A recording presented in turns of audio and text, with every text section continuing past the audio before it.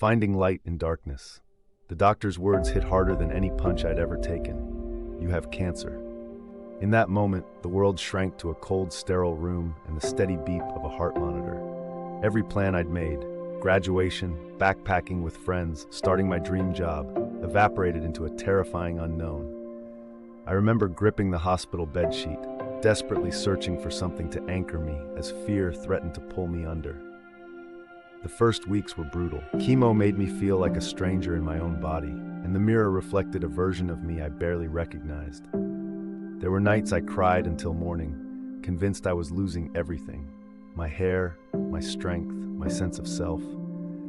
But somewhere between the worst days and the slow, stubborn climb out of bed each morning, I started celebrating tiny victories. Eating a real meal, making a nurse laugh, standing up without help.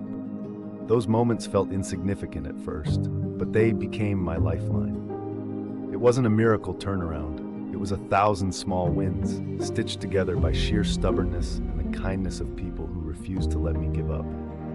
Every time I felt like quitting, someone shared their story or held my hand or simply sat with me in silence.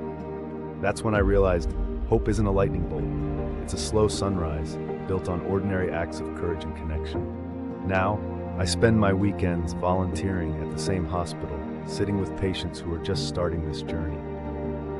I tell them that yes, their world might have shattered, but every little victory matters, and they're not alone. The biggest lesson I've learned is that you can't control what happens to you, but you can choose to fight, to hope, and to help others find their own light in the darkness.